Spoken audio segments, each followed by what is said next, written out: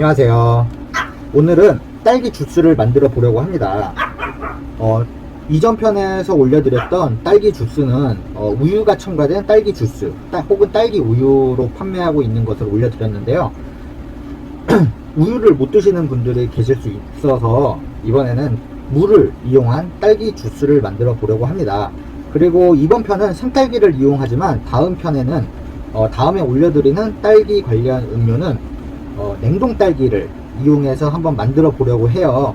왜냐면 저희처럼 이제 생딸기를 이용하시는 경우도 있지만 사실 생딸기가 가격이 꽤 셉니다. 물론 저렴할 때는 좀 저렴하게도 들어와서 이제 마진이 좀 괜찮으실 수도 있지만, 그럼에도 다른 음료에 비해 어쨌든 생과일을 쓰게 되다 보면 원가가 올라가는 게 사실이기 때문에 저희처럼 아예 생과일을 이용하시는 전문 카페나 과일 음료 카페가 아닌 이상은 부담이 되실 거예요. 그래서 냉동 딸기를 보다 가격이 저렴하고 맛은 그래도 최대한 끌어올릴 수 있는 그 레시피로 한번 소개해 드리고요. 이번에는 생딸기를 이용한, 그리고 물을 이용한 딸기 주스를 만들어 보겠습니다. 우선 해당 딸기는 지금 기간이 며칠 된 딸기예요. 근데도 상태가 지금 보시면 꽤 괜찮죠. 요게 이제 금실이라는 품종의 딸기입니다. 보통 대표적인 품종이 이제 서령이긴 한데, 많이 아시는 게 카페에서 사용하시기에는 요게 이제 금실 딸기가 조금 괜찮지 않나라는 것을 죄송합니다.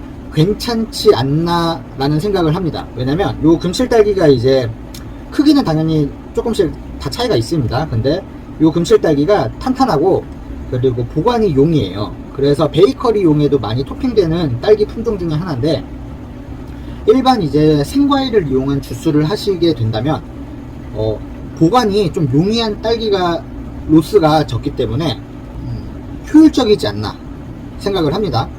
물론 요거는 이제 단맛과 단단함, 그리고 약간 새콤함은 좀 적어요. 근데 서량은 새콤함과 달콤함이 좀 적당히 잘 조합되어 있어서, 그리고 과육도 부드럽고요. 그래서 바로바로 해먹기에는 사실 서량이 좀 더 낫다고 생각을 하는데, 카페에서 맛있게 판매도 판매지만 점주님들 입장에서는 요게 이제 하루 이틀 지나서 물렁거려서 이제 사용하실 수 없는, 그리고 때깔부터 해서 그 과육 상태 자체가 싱싱하지 않게 보인다면 생과일을 쓰는 메리트가 없다고 생각이 들어요. 소비자께서도 시들시들한 것만 보게 되니까 진짜로 양심적으로 생과일을 쓰고 있음에도 하루 이틀만 지나면 이래버리니, 안 좋아지니, 이게 참 버리기도 그렇고 판매하기도 그렇고 되게 애매하거든요. 그리고 싱싱하지 않으면 잘 안 나가는 것도 사실이고요. 그러니 로스율을 줄이는 게 사실 돈 버는 방법이기도 합니다. 점주님들께서는. 그래서 로스율을 감안을 하면 금실딸기를 좀 추천드리고요. 금실딸기도 막 경매에서 들어온 거는 단단하고 엄청 싱싱하지만 요 며칠 지나면은, 그러니까 단맛이 좀 덜하긴 해요, 막 들어온 거는. 근데 며칠 이렇게 쇼케이스나 냉장 보관을 하면서 보관을 하시다 보면 단맛이 더 올라와요. 뭐 개인적인 생각일 수도 있는데 항상 먹어보면 그렇더라고요. 그리고 깔은 일단 주스를 하실 때 깔이 중요하기 때문에 깔은 항상 끝까지 최대한 빨갛게 올라온 거를 좀 사용해 주셨으면 좋겠어요.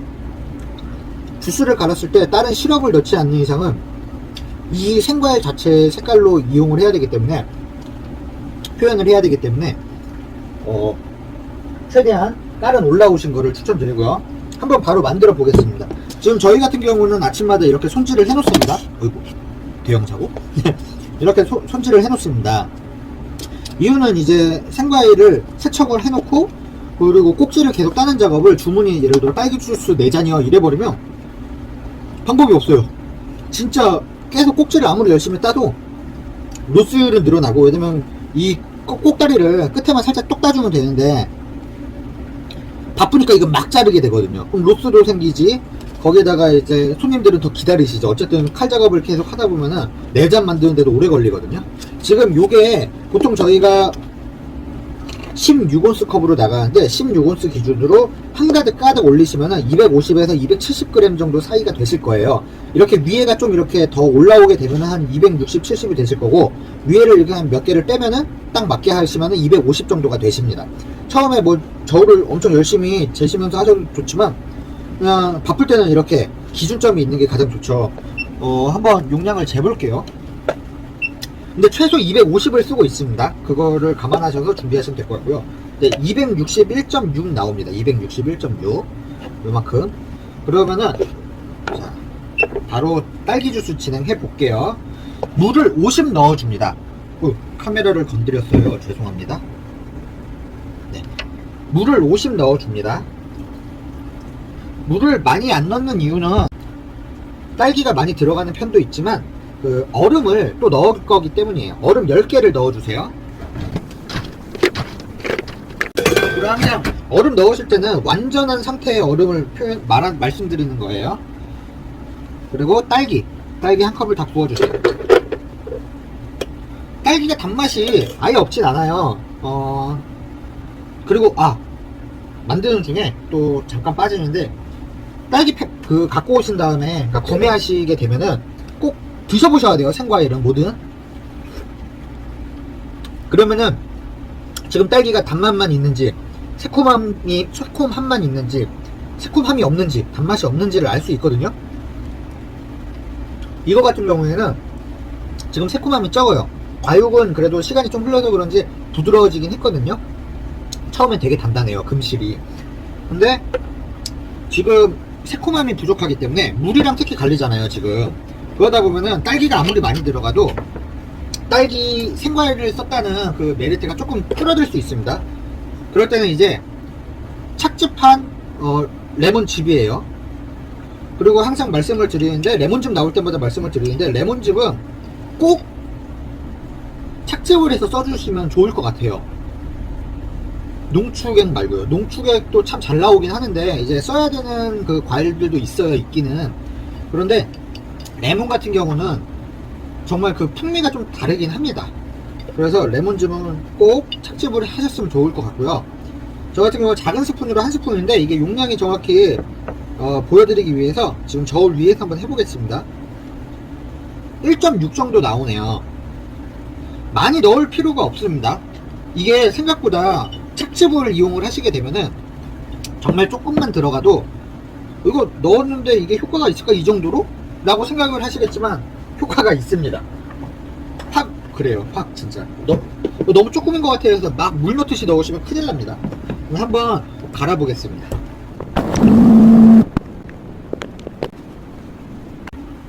네, 이렇게 해서 딸기 주스가 완성되었습니다. 한 잔 딱 나오죠. 이거는 이제 점주님들 그리고 드시는 분들의 개인 취향입니다. 이렇게 얼음이 많이 들어가서 좀 꾸덕해지면은 스무디 아니야? 뭐 스무디 느낌 아니야? 라고 생각을 하실 수도 있습니다. 근데 여름에 이제 날씨가 좀 지금 같은 경우는 이제 좀 선선하지만 춥고, 여름 같은 경우에는 이게 일단은 금방 흐물해져요. 날씨가 날씨이기도 하고, 그리고 이 음료만 만드는 게 아니잖아요. 한 잔만 만들 때도 있겠지만 음료가 뭐 골고루 여러분이 오셔가지고 골고루 시키시는데 이게 동시에 만들지는 못하기 때문에 하나하나 만들다 보면 이게 시간 지나면 점점 묽어져요. 점점 액체가. 근데 처음부터 물을 하다 보면은 장점은 있습니다. 꾸덕함이 좀 적고 좀 더 주스 느낌이 나긴 하는데 충분히 까리랑 이런 게 다 올라옵니다. 한번 먹어보겠습니다. 먹는데도 전혀 문제없고 엄청 시원해요. 약간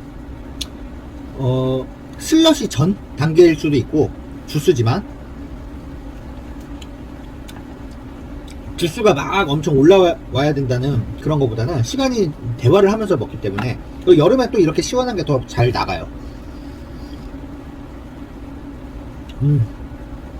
맛있습니다. 약간 살살 씹히는 살얼음 같은 게 씹히는 느낌도 있고요. 거기다가 레몬즙을 넣었기 때문에 중간 맛부터 끝까지 새콤함이 혓바닥에서 감돌아요. 근데 이제 여기서 단맛이, 물을 이용하면은 단맛이 확실히 줄어듭니다. 아무리 단맛이 올라온 딸기를 사용한다고 해도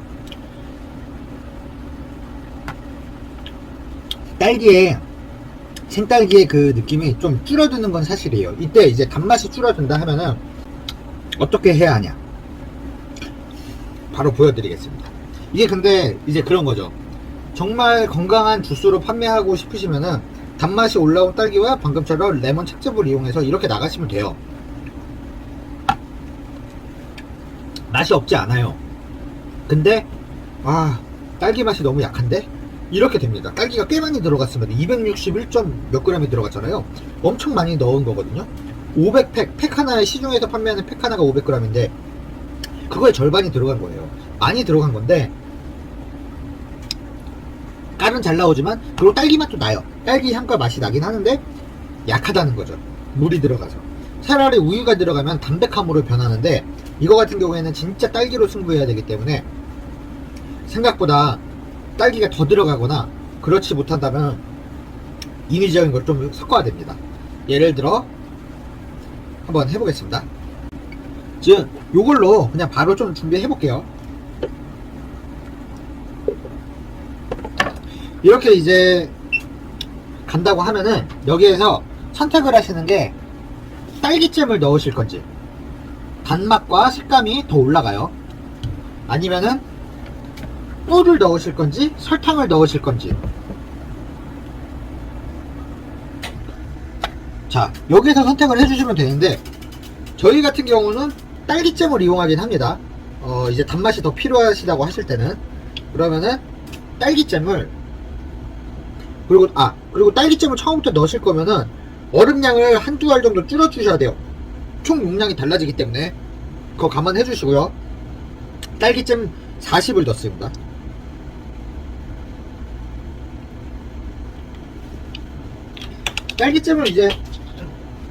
딸기잼을 넣으면은 색감도 색감이고 단맛이 올라가겠죠, 당연히. 바로 한번 갈아 볼게요.